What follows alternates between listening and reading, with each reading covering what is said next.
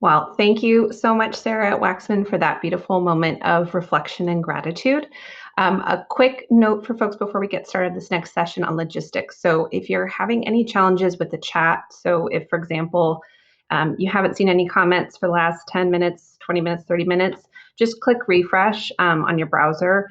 For the Q&A, Gali and I are going to do live Q&A, so feel free to put those questions into the chat. We have team members that are looking at those and sharing them with us.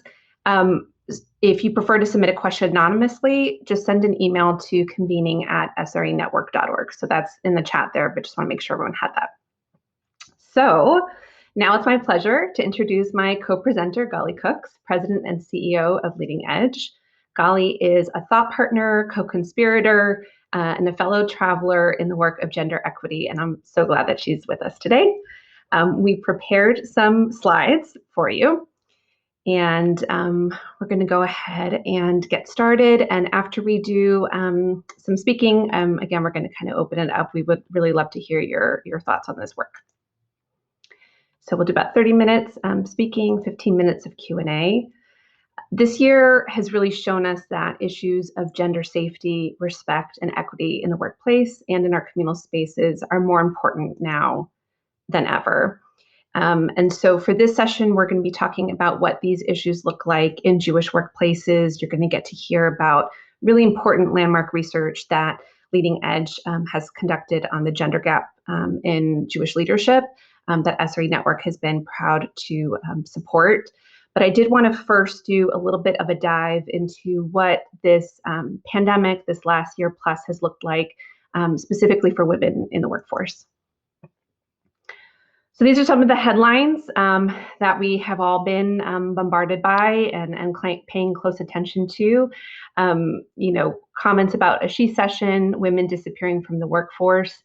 One of the things that's unique about this period that we're coming out of, in contrast, for example, to the Great Depression and other downturns in this country, is the way that it's disproportionately impacted women in the workforce in terms of layoffs and folks coming out of work versus men.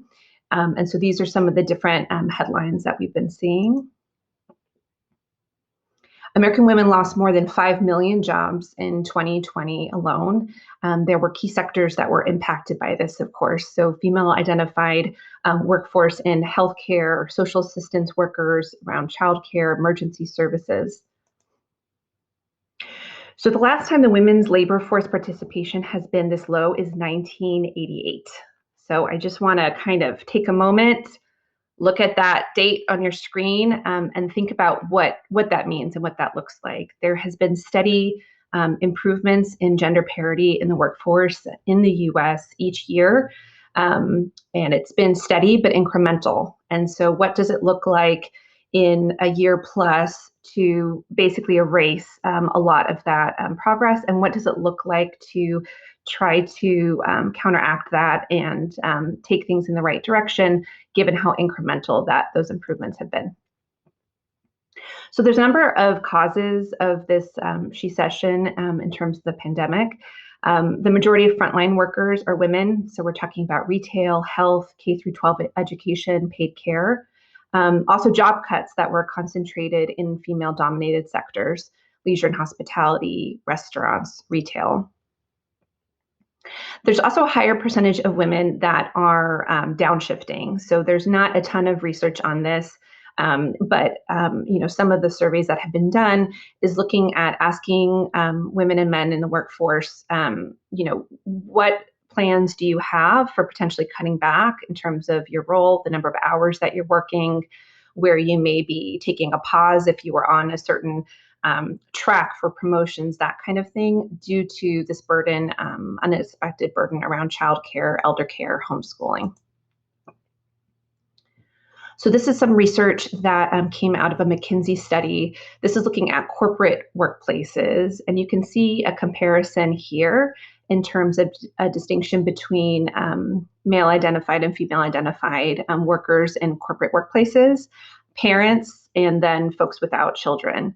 And so when you're looking at that graph there with children under 10 years old, that's a significant gap between men and women who are parents. And then you also see the distinction between folks who are without children. So that leads to another cause in terms of this gender impact in the workforce. Number 4, a higher percentage of women that are removing themselves from the workforce altogether to meet the needs of dependents, childcare, homeschooling, elder care. And so why are folks doing that? I don't have to tell you. We have a lot of people on the call, and I expect, knowing from talking with colleagues, that as you've been juggling, those of us that are in the workforce, juggling those responsibilities, also homeschooling, elder care, et cetera, there's been a need to step back, in terms of paid work. And so losing paid work due to unpaid caregiving responsibilities is a major factor affecting both men and women, women disproportionately, and among women, disproportionately Latina and Black women. So then there's the folks who are unemployed and the folks who are not looking, and thinking about what the impact of this is going to be on our workforce at large, on gender in the workforce, and also in our Jewish communal sector. It's important to think about what it means to have lost wages and future earning potential.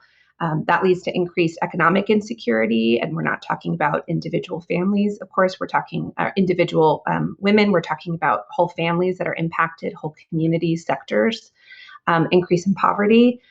But another important piece that researchers are starting to look at and is important for us to pay attention to is challenges of re-entering the workforce. So there's an article here that came out a few years ago looking at long-term unemployment and biases against folks who have been unemployed for a period of time when they're looking to re-enter the workforce.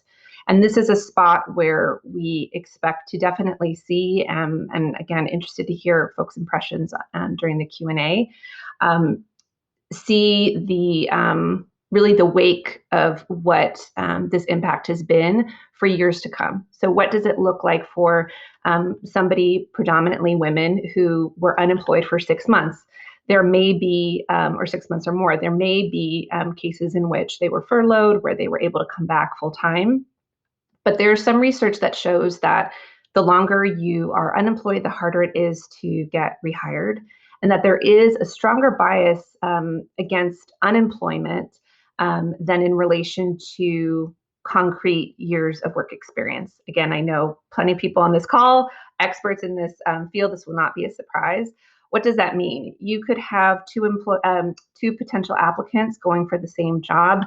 One person who has more experience, but who was unemployed for 6 months or more due to the pandemic, due to homeschooling their kids, for example. When they go to apply for new jobs that may be opening up, they're actually in an inferior position to somebody who has less work experience but did not have that unemployment gap.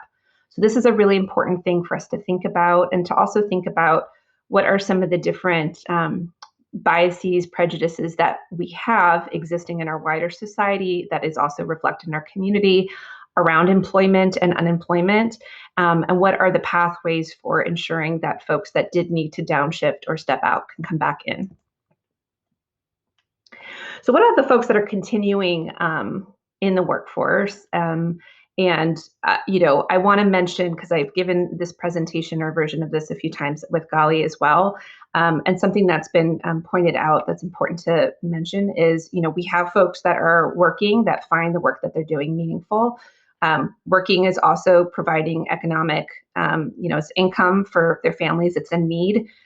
This is something that is not just disproportionately impacting women, people of color, also single parents, and that's something that's been, brought to my attention and wanted to make sure to mention. So, we know that folks are staying in the workforce, even at an expense to their health. What are some of those challenges there that we're seeing at all levels of the pay scale? High burnout, exhaustion, fatigue. So for folks that are hearing this presentation, I don't know about you, but lately, as I send emails to colleagues, folks I haven't spoken to for a while, getting a lot of out of office messages, things referring to people taking leaves of absence to take care of themselves. And all of those things are really important and an indicator that we are seeing this high burnout, exhaustion, fatigue at all levels, and it's really significant. So who's feeling those high levels of burnout and exhaustion at high levels? This again is coming from that McKinsey research. Working mothers, senior level women, and Black women are reporting the highest levels of burnout and exhaustion. So what does this mean for the sector at large? And then I'm going to kick this over to Gali to share some of the leading edge research around the gender gap. For the sector, we're looking at major setbacks in both gender parity and racial equity. So if you look at that 1988 year there, that we can't just make that up in the blink of an eye. This is going to be hard work over time to really build back in a better way and in a different way. Pipeline issues, and then also unresolved policy issues around childcare, paid leave. Where do we need federal interventions and larger policy pieces that affect everyone? What are individual workplace roles in this? What are communal entities in terms of setting leadership around these kinds of paid leave policies? What's the role of that? So all these are really important pieces.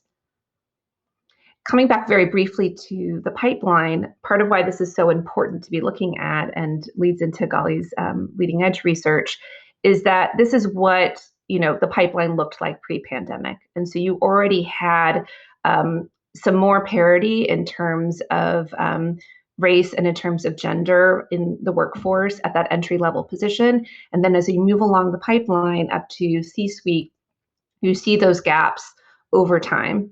And what does it look like if, in looking at this graph, we know from this pandemic, the folks who have been most impacted have been women, specifically women of color. What is that going to look like for those leadership pipelines? So with that, I'm going to turn it over to Gali to share a little bit more. Wonderful. Thank you, Elana. And every time I hear you making this presentation, it's one part, oh my God, where have we come over the last 14 months or 15 months or however long a year? And also balancing that out with there's tremendous opportunity. There's been unbelievable work done by SRE Network and members and our the process of some of our findings and some of the research that we went through and some of the learnings is really fits into that. And so wanting to share some of that as we move forward and with a posture of optimism and also, yes, there's a lot of work to be done. And really thinking about the gender equity lens of all of this, we at Leading Edge are very, very focused on the leadership pipeline. So that second to last slide or so that Elana focused on, which really shows a certain level of gender equity at the beginning of a career. And then as soon as you get to that first promotion, there is the beginning of this gap.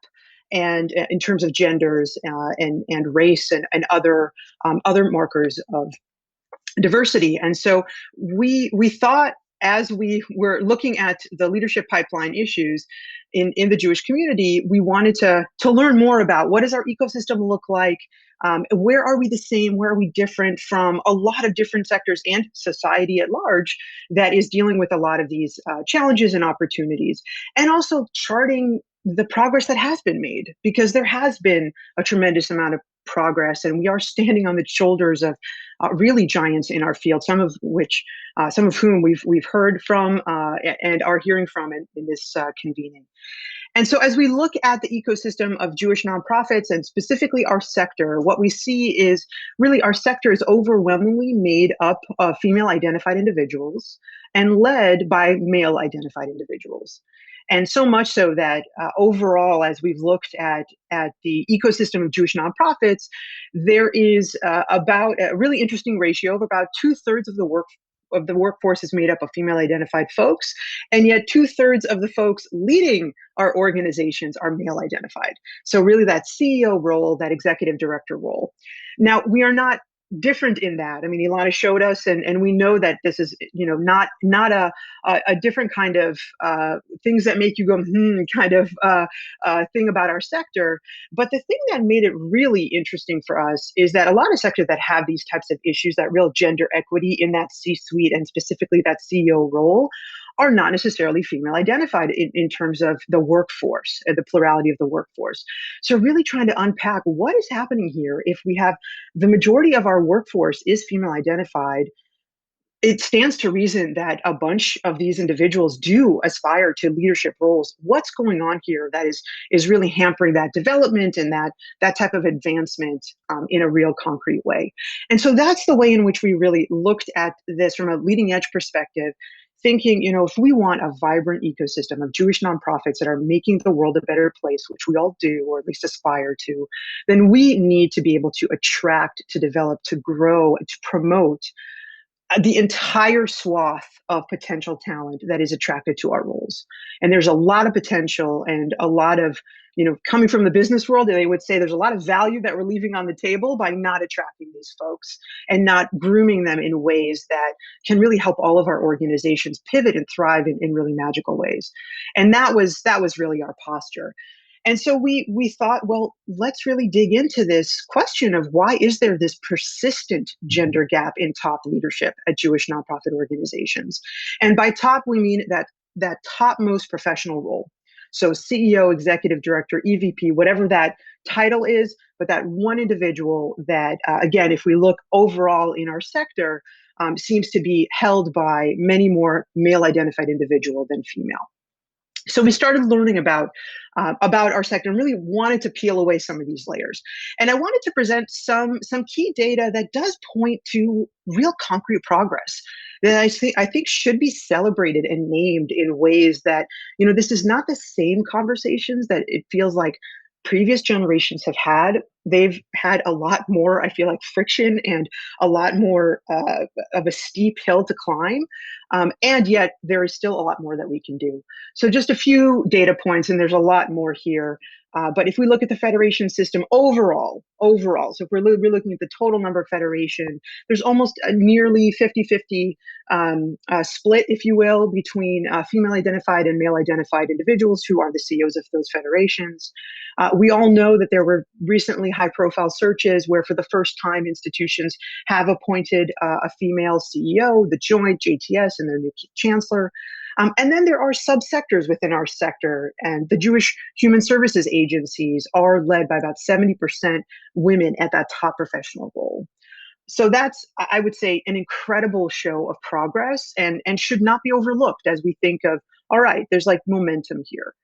And at the same time, there's nuance, because as of 2020, if we look at federations and we look at those federations that have the most assets at their disposal, human, financial, and otherwise, there are about 17 large city federations, 16 of which are led by men. And so thinking about some of the ways in which we have progress to be made there. The JCCs also, about 2/3 of them are led by men. The same goes for the largest Hillels. There are a lot of, once you get to about that $10 million budget size, the overwhelming majority of CEOs in those organizations with 10 million plus budget are led by men. And so again, wanted to add a little bit of nuance there. So then we went to the literature and really wanted to understand and build upon some of the tremendous work that has been done in our own community with Schiffer Bronsnick and Marty Linsky and Didi Goldenhard with Leveling the Playing Field, which I know many of us see that as like the Bible of what can be done. The wonderful work of SRE Network with some of the reports that you've been putting out. And then looking also at what's happening in some of the most cutting edge research-backed equity and equality type of research that we might be able to learn from. So certainly the Lean In McKinsey reports that we pour over and read the footnotes and really try to learn from. And then, of course, the work of Iris Bonet and some others in academia that have run real experiments that could be really interesting to adapt in our sector and potentially replicate. So with all those learnings, we also have been tracking different modalities for trying to build a rich ecosystem of recruitment and retention, a positive flywheel, if you will. So there is an organization that works to build the K-12 STEM teacher pipeline. They're called 100K and 10. We've been very closely looking at their at their work, since Leading Edge's original mission is really to build the leadership pipeline for Jewish organizations, and felt like there was a real complementary mission with 100K and 10. And one of the things that really caught our eye was the way in which the folks at 100K and 10 looked at the problem and the opportunity of why we're not able to attract and retain the best, in their cases, teachers to teach, science, math, engineering, et cetera, to kids, was really an ecosystem problem. There were a lot of factors at play, and there were a lot of connection points, and mapping that out and understanding what had the highest leverage within that ecosystem and the highest reach could be incredibly powerful to us actually making even more of a dent into some of the problems that we were looking at.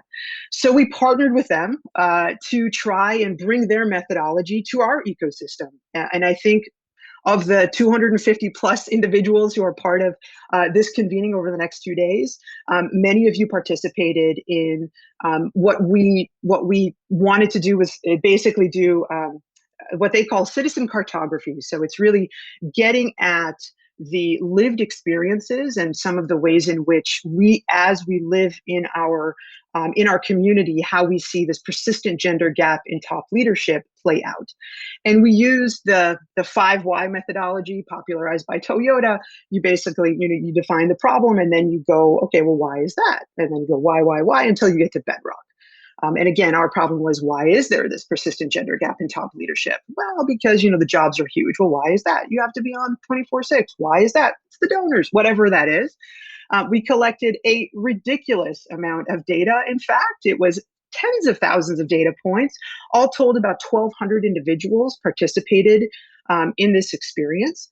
And then we tried to map it out using, honestly, an ecology algorithm to be able to try to draw connections between the ecosystem map of the gender gap in top leadership. And here it is. And it's pretty and wholly unhelpful because it just kind of looks cool, and we're not really sure how to use it from a real bias toward action perspective. So then we took another page out of Ecology, and this is again really taking a page out of our partners at 100K and 10, and we said, okay, well, every ecosystem has a bunch of species in it, but some species are actually more important than others because they are the ones that impact the ecosystem more. So think of them almost as like master dominoes. So if you were to, somehow impact them, they would have a downstream effect that could be really, really powerful. So like the wolves of Yellowstone National Park, like they keep the deer population in check, which keeps the plant population in check, which keeps the insect populations, like, that kind of thing. So what were the keystone species of our ecosystem? You saw the map, there are a lot of causes, which are the most important. And so we, with the help of, again, a lot of you on this call or on this presentation, we went out and we asked, well, let's try to map out the cause and effect between some of these causes and see, well, which are the ones that have the highest reach and the highest leverage. And so thinking about, well, if problem A improved, would it make some other problem B, better, worse, leave it the same? Try to map those types of connections. And what we came to was a real clear, actually, understanding of five keystone causes. You saw all those dots on that ecosystem map. There were 5 that, after hundreds and hundreds of people really asked themselves about connections, really rose to the top. And this is sort of the biggest findings, I would say, of what we are learning and the ways in which we're looking at our ecosystem. And these are the five keystone findings. So if we're asking ourselves, why is there a persistent gender gap in top leadership at Jewish nonprofits? These are the 5, and they're all labeled number 1, which they should be because they're that important. They're all the ones that are the most important and have the highest leverage and potential highest reach in bending our ecosystem in a way that enables us to reach equity at that CEO gender role. So you can see here that the role of boards and funders and others in power is incredibly powerful in holding Jewish organizations accountable for addressing some of the diversity issues at the top leadership. We don't see that enough and want to ask ourselves, well, what might that look like if that were to happen? Because this seems like it would be, again, a master domino. Many Jewish organizations have no talent strategy for DEI. This is something that we see a lot in the work of Leading Edge, where we work with a bunch of HR and talent professionals and leaders and think about, well, what are some of the policies, practices, and procedures that enable you to attract and retain the best and the brightest, and certainly very much in the sweet spot of what SRE Network is working on. The role of search committees is just outsized in many ways. How that process actually unfolds, if we look at who is choosing and how they are choosing our top leaders, it is oftentimes not equitable and not devoid of bias in ways that can also contribute to this persistent gender gap in leadership. The fifth has to do with a perception issue, which, all of this is tied together, but one that really rose to the top was that there's this perception that you can't be both a top leader and a primary caregiver. And Elana, very much in line with what you were seeing, what you were talking about of, parents essentially, stepping out of, or primary caregivers stepping out of the professional stream, honestly, because of some of the ways in which it's hard to balance. And then the fifth was around the role of men and how are we inviting them to this conversation in ways that help and support them prioritize and address the gender gap in leadership. So these are the five. And what we're seeing, I know this is a little bit small print, but the way that we're looking at almost like metabolizing these learnings and trying to think about, well, what are the ways in which we can almost flip every one of these as, oh, this is a problem, to let's see this as an opportunity. Some of the things that we are learning about our ecosystem is there are really interesting ways in which we are working with on talent strategies, that we are working with some of the search committee aspects. We are working with men and bring them to the table and thinking about ways in which we may be able to amplify that. And I wanted to lift up a couple of bright spots. In the world of social science, it's called positive deviance. May they not be deviant because they're just going to be a norm soon, hopefully. If we're talking about the role of boards and funders, several years back, the Schusterman Family Philanthropies did put forward an LGBTQ inclusion index.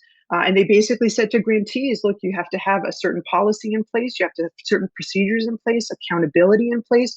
We will help you with all of that. But as it relates to LGBTQ inclusion, we want to make sure that you are a safe space for these types of populations. And let's make sure that that is concretized. And it was done. And what an incremental step and what learnings there are from there. As it relates to some talent strategies, I want to lift up some of the work that we learned about in the San Francisco Federation around job architecture, and really mapping out every role within that federation or an institution, and what you need in order to succeed in that role, what you need in order to get promoted from that role, just being incredibly clear about those career paths, so that there isn't let's grab a conversation that happens to be my evaluation, therefore I get a promotion. A lot of this like catch as catch can type of promotional, type of upward mobility that happens. Let's actually formalize it. Let's really think about what it takes to grow talent in our ecosystem.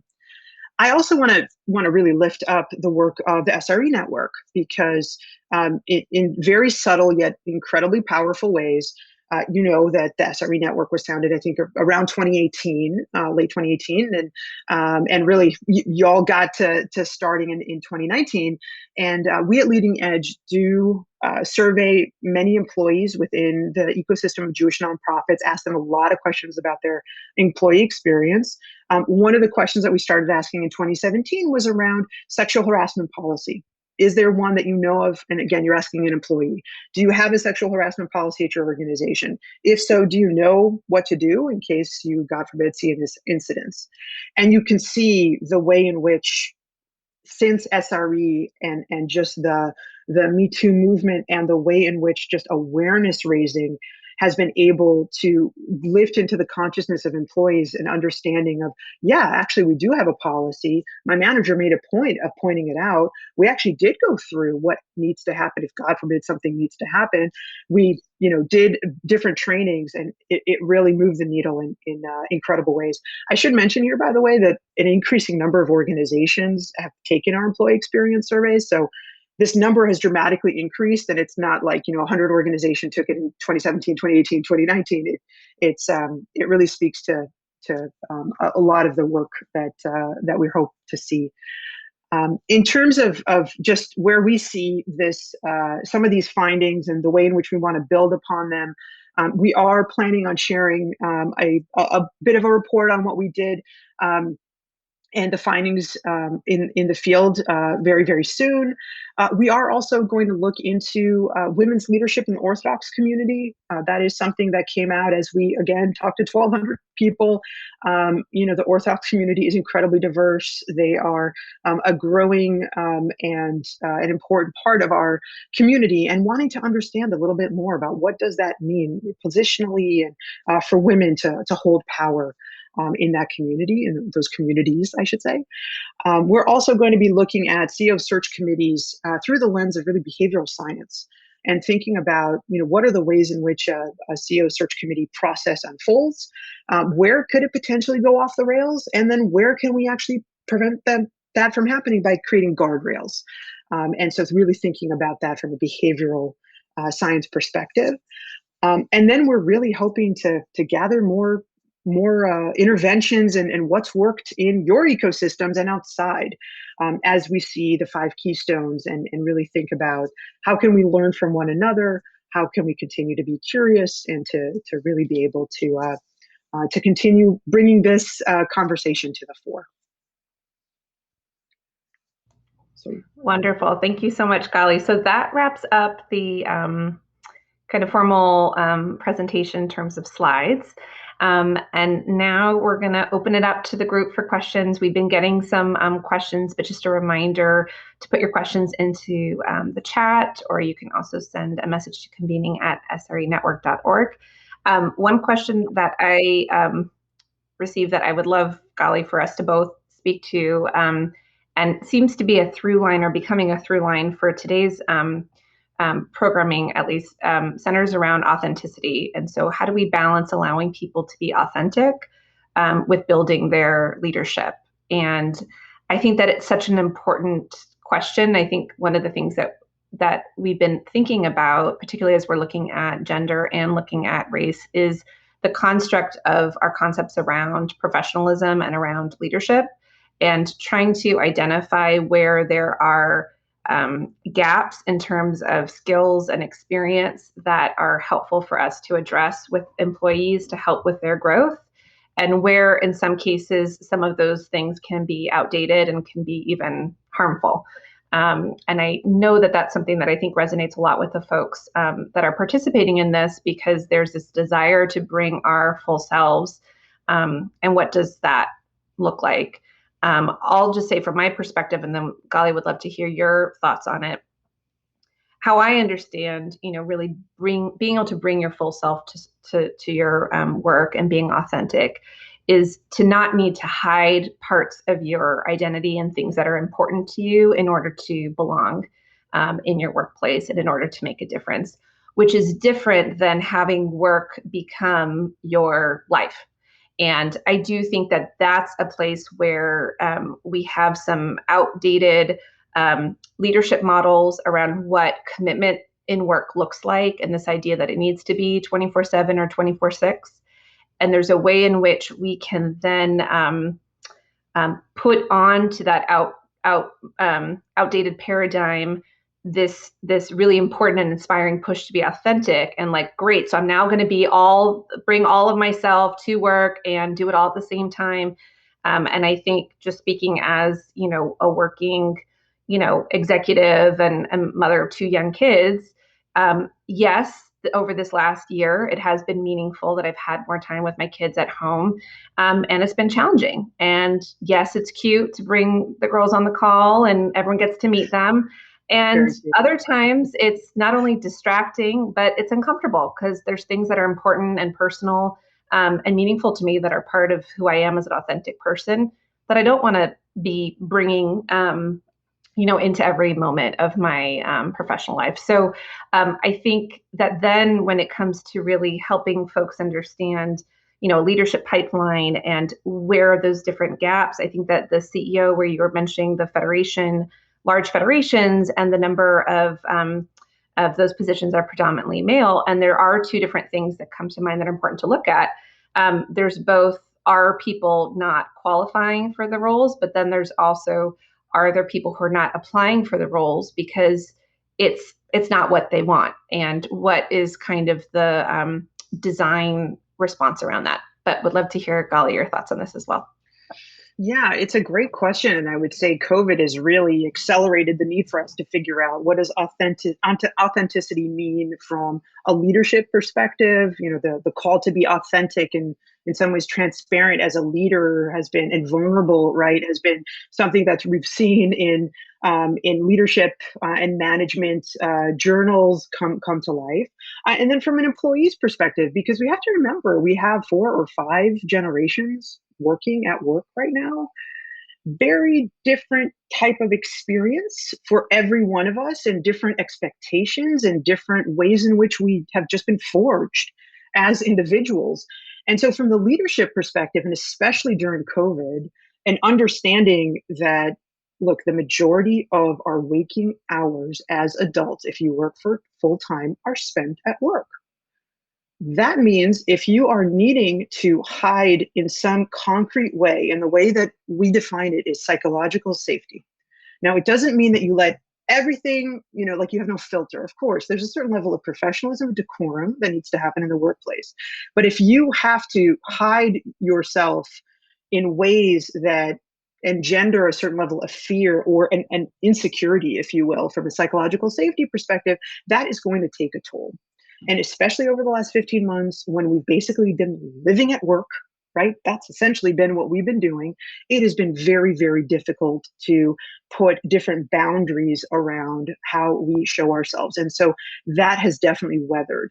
And that, remember, we've just gone through, we're just talking about the pandemic. We're not talking about Black Lives Matter, all these things that have happened over the last 15 months that have been unbelievably psychologically taxing, traumatizing, just in a variety of different ways. So from a leadership perspective, when we speak with leaders, just an understanding that not only for yourself, but also for your teams, having that awareness that in many ways, workplaces are raising adults like schools raise kids. And having that sort of posture to knowing that a person's going to come to work, they're going to have a best friend at work, they're going to have a certain social aspect of things and a certain identity, and that these types of things are going to be seeping in together. So to make some room for that, and also to set some boundaries in whatever way you send, that you feel comfortable with. And I would say for employees, like there are ways in which, the Jewish nonprofit sector is different than the general nonprofit sector. It took us a while to learn that we operate in many ways like a family business industry, because there are so many different connections and whatnot. And so there too, the most important thing is to be incredibly clear on some of the ways in which, some of the knowns, some of the unknowns, some of the ways in which, the expectations, aligning that, and also not being being adaptable, because every 3 months over the last 15 months has been a kind of a new reality. Yeah, so those are some thoughts that come to mind as it relates to authenticity. And I think that the family business piece really resonated with me because, what does it look like when we're wanting to create a certain level of interconnectedness in our workplaces, but also ensure that people are safe, respected, that we're not, recreating unhealthy, boundaries and dynamics. So that's really important. Another question that came through the chat, I think for Gali, lay leadership is obviously very important, whether it's lay leaders of nonprofits, of donors, funders. So are there statistics, for example, about congregational presidents, chairs of board of local Jewish communal organizations, kind of what's the sense there in terms of the gender gap? We have not done a deep dive there. In all honesty, I will say that from a mapping of trends perspective, we do hear from the movements that if you have larger congregations, they are overwhelmingly led by male rabbis. That is something that, and we're seeing some, very large congregations be led by women rabbis for the first time, and it's still a headline maker, which means that it's in no way the norm. But we haven't done a deep dive of the ways in which this plays out in congregations, which, by the way, are about a third of the ecosystem of Jewish nonprofits. I mean, we're talking about really an engine, and certainly, the soul of our community. And in some ways, I mean, talk about family business, right? Like that's just really the movements have done a masterful job of trying to make some headway there. And yeah, but we haven't done a full landscape of that particular slice because it's kind of different. Yeah. A couple of things that I just want to mention from the chat that weren't questions necessarily, but I definitely wanted to lift up and reiterate, folks sharing the challenges of the we're a family narrative and the way that that can cause, harm in the workplace, and the complications around that. And I do think that that's something in this virtual space that has been challenging. You both have folks whose virtual home spaces are not safe, were not safe to begin with, became unsafer because they needed to work from home and whatever their actual home dynamics were. Then you have ways that employers are trying to create that sense of belonging and collegiality, and so you maybe have people meeting up for happy hour when it feels like it's out of hours, and it doesn't feel like professional. It feels like there's boundaries. So there are definitely a lot of challenges that we're also seeing in that virtual space. And I think that the main piece from the panel earlier with Dina and Rachel and Kai is really that sense of creating something that's unique to your workplace, unique to the needs and the dynamics of that workplace, and appropriate for it.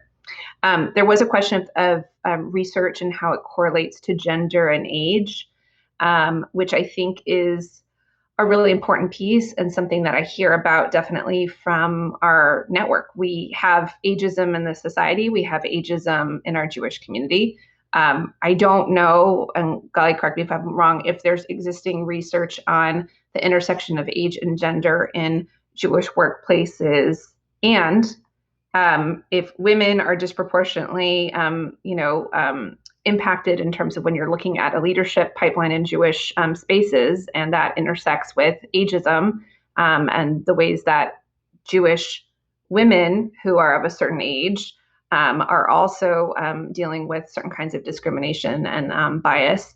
It's not just a very real thing, but an important thing for us to look at. And I do think that we are working with some cultural, it's both a wider societal thing, and there are some cultural paradigms around the sage, older, male rabbi leader, or board member, or fill in the blank. And that one of the things that I think is powerful about the work of a lot of just incredible women in our community is really lifting up important paradigms of sage women leaders in our community that have been there from the beginning. But there is this need, and this is the last thing I'll say as somebody who just turned 40. We get excited in our Jewish community about innovation. We get excited about the next generation, and we're all looking for inspiration. We're looking for hope, all of that. And there is an important conversation that's also been happening in our community around this intersection of age and gender, and how are we celebrating people who have been here doing this work, this long hard work, for decades and for generations. So Gali, I don't know if you have some thoughts on that. I just kind of went with it. Yeah, I would say the entire reason why Leading Edge was created was because 10 years ago, there was an understanding that the boomers were going to be retiring at some point. The plurality of leadership just in society in general that has risen the ranks of leaders were boomers, and therefore they were going to be departing. And then the question was, who's got next? And in some cases, it was very easy to point to because like maybe the number two was groomed for that, and there was some sort of clear understanding of succession. And in the Jewish community, a lot of the time there were no conversations, there were no plans, and so from a funder perspective, there was a question of, well, can we really invest in this leadership pipeline? Because if we don't know who the leader is of the organization, then that's a problem, and there's a risk there that we can hedge. So, and we've seen that. We've seen a lot of this generational transition in leadership. What we haven't seen, and I think that there is an opportunity to do a better job, and you pointed to this, Ilana, is that unbelievable wisdom and experience and skill, and the kind that is really forged as you do the work of a CEO. And every chapter of a CEO is going to be very different. Like right now, there is no playbook for what we just went through. And those leaders who are able to navigate are going to have quite a story to tell whenever, they end up going to the next thing, just like, their successors have or their predecessors have as their successors. So there is an opportunity there. And, there's some really interesting, more informal mentorships that happen there. I would say from our perspective, it's you gesture to the lay leadership piece. One of the things that's most important is, there's the CEO search, but also there's CEO onboarding. Like there's an understanding that a CEO is not going to be in maintenance mode. You are going to be leading change in some way, big, small, whatever that is, but that is going to be an opportunity. And that is a team sport. And especially on the lay side, the board chair, the board in general, to have that runway, to give that runway to the CEO to understand the lay of the land, especially for community-based organizations where, a lot of the beginning of that tenure is going to be listening and learning. So what we see is really a role for lay leadership for across the generations. In the beginning when we did this work, and there's a lot that we continue to learn. We said, wow, well, the leadership pipeline really, it's impacted or it has different flavors. And if you look at gender, if you look at generation, if you look at geography, there's a lot of different ways in which this opportunity and this challenge manifests. And I think you point to some that are pretty powerful. Well, thank you so much, Gali. This has been a really incredible conversation, and I appreciate everyone's comments. And it's now my pleasure to introduce Jennifer Weinstock, Charlie Glassenberg, and Judy Kay of CJP in Boston, who are thinking intentionally about bringing an SRE lens to their approach to donor gifts and have agreed to share some of that thinking with us today.